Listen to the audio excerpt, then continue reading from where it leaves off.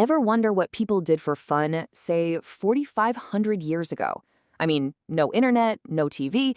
Well, turns out they played board games. And today we are diving deep into one of the oldest and most mysterious games in human history. We're going to crack the code of a game that was played by kings and commoners, spread like wildfire across the ancient world, and you won't believe this, actually survived to be played even today. So let's set the scene. Picture it. It's the 1920s. We're in the sands of what's now Iraq, at the site of the legendary ancient city of Ur, and an archaeologist is about to dig up something that would become a puzzle for historians for generations to come. So this British archaeologist, Sir Leonard Woolley, he's digging through this huge cemetery, right? And he stumbles upon these absolutely spectacular royal tombs. Inside, there's all this gold, all these riches, and, well, some pretty grim evidence of human sacrifice. But alongside all that, he finds these 5 incredibly beautiful game boards. I mean, they're hollow wooden boxes, just covered in these breathtaking mosaics of shell and precious stone. It's obvious they were super important. But they had one massive problem. There was no rule book. Can you imagine? Archaeologists had the board, they had the playing pieces, they even had the dice. But how you actually played? Totally lost to time. For more than 50 years, these gorgeous artifacts were just a silent mystery, a game that absolutely no one knew how to play. And you have to understand, Woolley's dig was this massive, monumental project. Finding these boards wasn't a one-day thing. Nope, it was part of a 10-year effort to uncover the secrets of this ancient royal cemetery, a place that was just packed with both unbelievable treasure and, frankly, a lot of tragedy. Now, even though the most stunning boards were found in these super fancy royal tombs, this game wasn't just for kings. Not at all. Archaeologists later found simpler versions just, scratched into palace walls. You can almost picture bored guards killing time. It really was a game for everybody, from the top of society right down to the soldiers in the barracks. Okay, so fast forward a bit. The mystery of the rules. It stays unsolved all the way until the 1980s. And the key? The big clue wasn't dug up from the sands of Ur. No way. It was found in a dusty drawer in the British Museum, on a small clay tablet that had just been sitting there, overlooked, for 100 years. The clue was written in cuneiform. That ancient script made of all those little wedge-shaped marks pressed into wet clay? It was the language of ancient Mesopotamia, and it held the answer that everyone had been searching for. And this is basically the guy who saved the game. Well, okay, not him personally, but the scribe who wrote these words, a man named Itti-Marduk-balatu. Way back in 1770 BC, he copied the game's rules from an even older tablet. Then, in the 1980s, a curator at the British Museum, a guy named Irving Finkel, has this light bulb moment.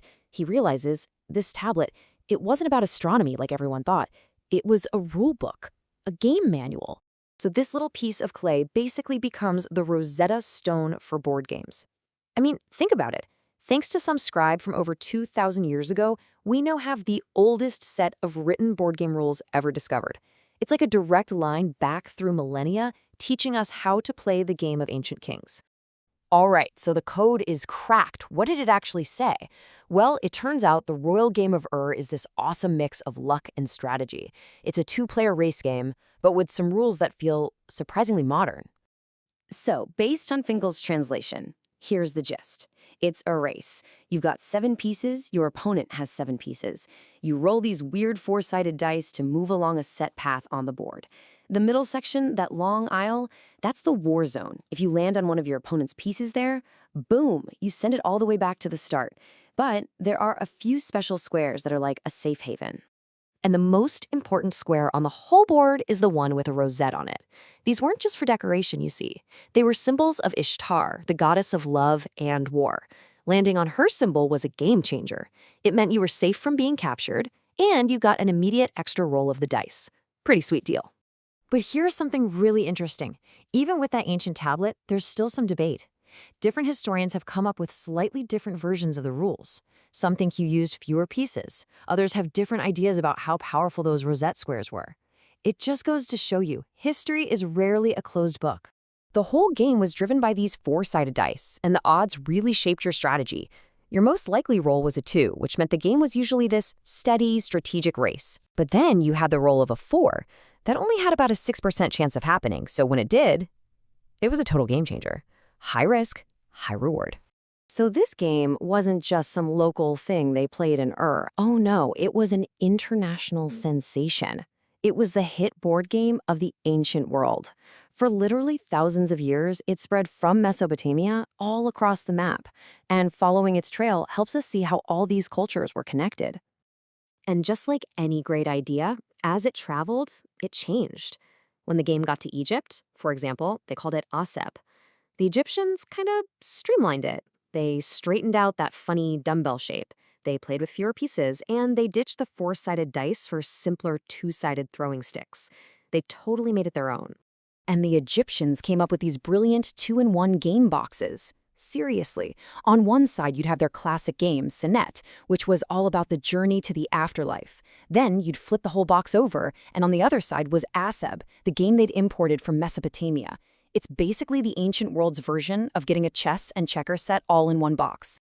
I mean, archaeologists have found versions of this game absolutely everywhere. We're talking Iran, Israel, Cyprus, even Sudan.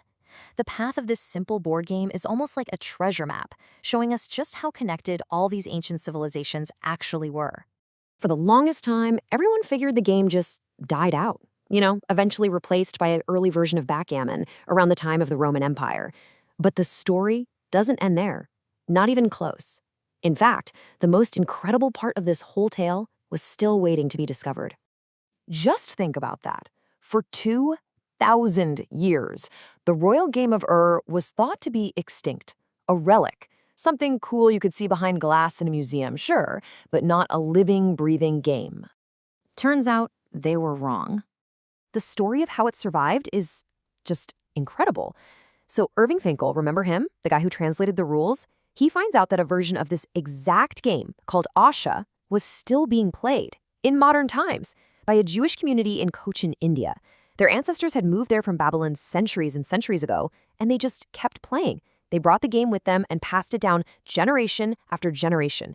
It's literally a living fossil from the Bronze Age. So you see, the royal game of Ur is so much more than just a game. It's this amazing story of discovery, of connection between ancient cultures, and of incredible human persistence. And it really makes you think, right? It leaves us with this one big question. If a simple game of dice encounters can survive for 4,500 years, what parts of our world today do you think will still be around 4,500 years from now?